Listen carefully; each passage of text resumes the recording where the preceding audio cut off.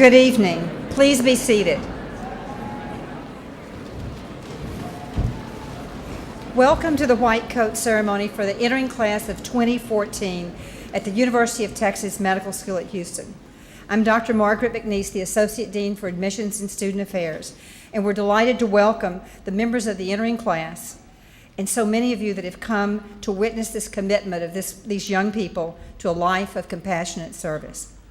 Because this is meant to be a time of reflection on their commitment to their new responsibilities, I must ask that you refrain from photography during the ceremony.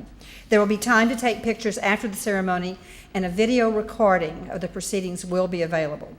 It's my pleasure to introduce the other members of the stage party. To my left is Dr. Joseph Love, Assistant Professor of Surgery and the recipient of the 2014 Leonard Tao Humanism in Medicine Award, and he will be our principal speaker this evening. Next to him is Dr. Henry Strobel, the former Associate Dean for Faculty Affairs and Alumni Relations and Professor of Biochemistry. Next is Dr. Wallace Gleason, Associate Dean for Admissions and Student Affairs. Next to Dr. Gleason is Dr. LaTanya Love, Assistant Dean for Admissions and Student Affairs and also Assistant Dean for Diversity and Inclusion. Next to Dr. Love is Dr. Sheila Lahode, Associate Dean for Admissions and Student Affairs. And next is Dr. Pedro Mencias, Assistant Dean for Admissions and Student Affairs and Diversity and Inclusion. On the second row, starting to my immediate left, is Dr. Mark Chassé, a former student and graduate and Assistant Dean for Faculty Affairs and Alumni Relations and also for Admissions and Student Affairs. Next to Dr. Chassé is Dr. Mark Farney, Director of the Internal Medicine Clerkship. Next is Dr. Mark Harmon, Director of the Pediatric Clerkship. Next to Dr. Harmon is Dr. David Mercer, who's a former faculty member in the Department of Surgery and the current Chair of Surgery at the University of Nebraska. Next is Dr. Jenny Durrett Ozodinma, the Assistant Director of the OB-GYN Clerkship at the LBJ General Hospital. And last but clearly not least is Dr. Lynn Nguyen, Director of the third-year required clerkship in geriatrics and palliative medicine. The Arnold Gold Foundation was founded in 1988, and its principal thrust at that point was to address the importance of compassionate patient care in medical education. And it was a moving force behind the first White Coat Ceremony held at the Columbia University College of Physicians and Surgeons in 1993. Assisted by a grant from the Robert Wood Johnson Foundation, the Gold Foundation has provided the support for many other medical schools in the country to establish their own White Coat Ceremony. Most U.S. allopathic and osteopathic schools of medicine have such a serving. Dr. Henry Strobel will now deliver the invocation. Dr. Strobel.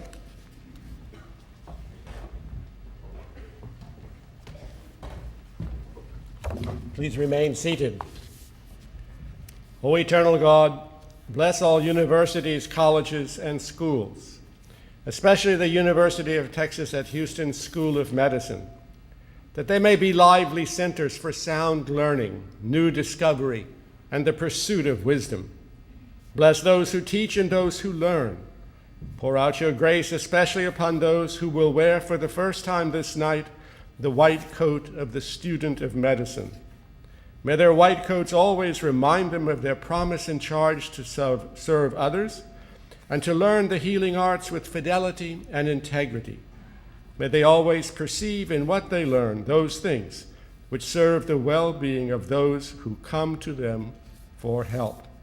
In the name of God, amen. Thank you. I'm very pleased to introduce to you our keynote speaker for tonight. Dr. Joseph Love, as I mentioned, is this year's recipient of the prestigious Leonard Tao Faculty Humanism in Medicine Award, sponsored by the Gold Foundation. This award honors faculty who are exemplary in their compassion and sensitivity in the delivery of care to patients and their families, and those who administer scientifically excellent clinical care and who serve as role models for students. Dr. Love was selected from a distinguished group of faculty nominees by committee that's comprised of previous awardees, faculty at large, house staff, and students. Dr. Love received his undergraduate education at the University of Colorado in Boulder, earned a Master's of Science at Drexel University in Philadelphia, and he's a graduate of the Philadelphia College of Osteopathic Medicine, where he was elected to the Academic Honor Society. He did his residency in surgery and then a fellowship in critical care medicine at the University of Texas Health Science Center in San Antonio. It's not surprising that in San Antonio, he won the Gold Foundation Humanism Resident Award. Tonight, he joined our faculty in 2009 as an assistant professor in surgery. And last but not least, he is the father of 6. Please help me welcome Dr. Joseph Love to the podium.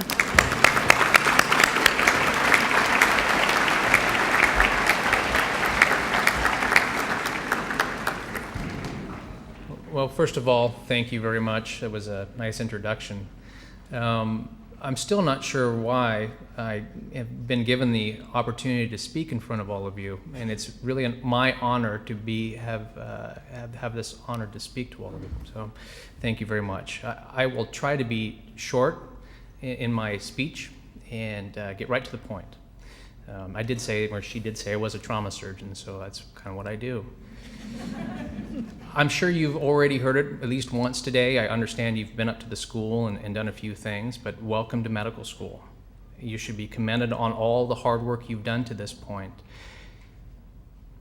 A lot of sacrifice, a lot of late night studying, a lot of reunions you've missed, birthdays, and here you are. And you should take a little bit of time to reflect. And obviously there's a lot of people that understood your sacrifice and they're sitting behind you at this point. But the journey doesn't stop with this. This is a whole new chapter in your life. And up until this point, those late nights studying, worrying about getting A's and keeping your GPA up were important. But the type of study you're going to do now is completely different, and I encourage you to embrace it as such. There is no more human endeavor than medicine. The lives that you touch, the people that you see, are each and every one of them special. They come with their own families. I have 6 little ones. I'll speak from experience. Every course you take and every opportunity you have will make an impact on somebody's life. It's no small undertaking, and you should take it seriously. Medical school has changed since many of us have gone through from the didactic book work and sitting in big lecture halls. Now you can stream your lectures online. There are scribes and there's note-taking services. And I would say there's probably a lot of opportunity for you all to disappear into the ether and dare I say, maybe not show up to lecture at all. Don't. Show up and embrace the community. For so long, I think we as physicians have done a terrible job in making sure that our community at large is taken care of appropriately. We've been remiss, and my generation is much to blame as the ones before it. Don't let it continue with you. When I walk through the halls of the medical schools, I'm always enamored by the nurse practitioning students and the PAs that have textbooks underneath their arms. Make no doubt about it. Medicine is changing. It's up to you, it's up to us to make sure that we shape it in the way that's best for our patients. So I wasn't asked, I don't think, to stand up here and give a talk to you, necessarily to give hurrah, maybe to steer you in a certain direction. And I'm certainly not looking for any sort of accolades. As a matter of fact, I'm actually very proud of you because there's so much negative press out there. Medicine's changing. See all the mistakes that happen in the hospitals, and medicine's to blame. You've heard naysayers say that the money's gone from it, so you shouldn't go into medicine anymore. The lawsuits are going to drive you out. Obamacare is going to kill it all. And yet here you sit. I'm very proud of you, and so should all of them. Embrace the community, show up and become a part of it. It's a tough thing to do when some of your friends won't be doing the exact same thing, but maybe heading down to the pub or out to the beach or whatever it might be. That's all good. I'm not saying don't do that as well. But embrace it. Learn everything that you can. This is your one opportunity. When you're on the medicine wards and you want to go into surgery, you're on psychiatry and you want to go into medicine, whatever it may be, pick up those small little pieces of information that you can carry on to the patient that you see. There are a lot of different ways that you can go in medicine. You could become a trauma surgeon. I would like to see some of you do that. You might choose pediatrics, medicine, internal medicine, cardiology, whatever it may be. The type of doctor you become is entirely up to you. And I will tell you the kind of doctor is 100% up to you. We can give you the tools and we can show you where to go to get information, but it's up to you to get it. So this is a big undertaking. And tonight you're going to put on a white coat for the first time as a medical student. And in 4 years, we're all going to get together again and you're going to walk across the stage with a diploma in your hand that says medical doctor. And you should be very proud of that. You will not be a doctor until you're referred to as one by a patient. That's the big difference. Your patients matter. Take it serious. I said I was going to get right to the point, and I think I have. I again want to say thank you to the group. I don't want to waste a lot of time. I don't want to take away from your family members as well. If you ever have a chance to come onto the trauma service, I implore you to do so. We're not as bad as you might hear. It's a lot of fun. You get to suture in chest tubes and close lacerations and do all the other stuff that you want to get to do. If you choose not to do that, my door is always open.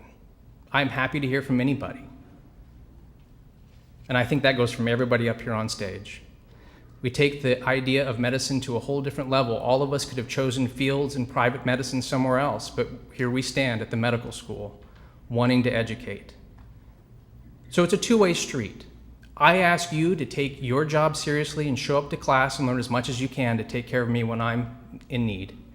And I promise you that I will impart whatever knowledge I have to make you the best possible doctors, the most human doctors, and above all, make everybody behind you proud.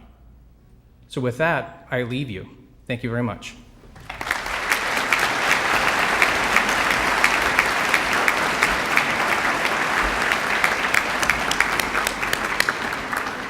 Thank you, Dr. Love. At the University of Texas Medical School at Houston, we require each entering student to sign the ethical pledge, the student ethical pledge. And we're very proud of that, and it's housed in that big green leather-bound book down there. This pledge expresses the values of the institution with particular reference to the undergraduate portion of a physician's lifelong education.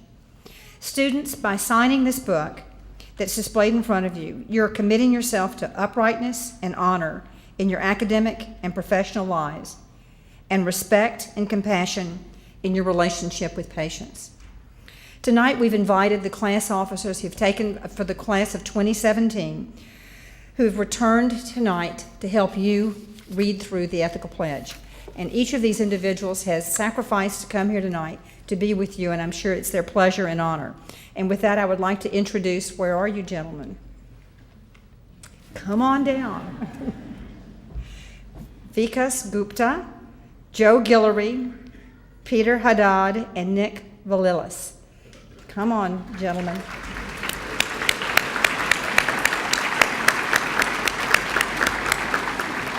And I don't know in which order they're going to do this, but it'll be a surprise.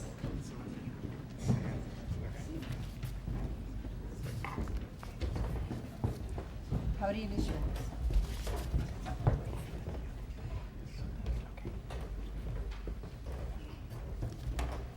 I just want to make one small correction. Nick Valilis was our academic senator. Right now, Sam Kim is serving as our interim academic senator, so please give him a small round of applause. It's all good. Okay, let's do this thing. I acknowledge and accept the privileges and responsibilities given to me today as a physician in training and dedicate myself to provide care to those in need. I will approach all aspects of my education with honesty and integrity, embracing opportunities to learn from patients, teachers, and colleagues.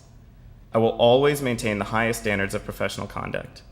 I will certify only that which I have personally verified, and I will neither receive nor give unauthorized assistance on examinations. I will value the knowledge and wisdom of the physicians who have preceded me. I will recognize my weaknesses and strengths and strive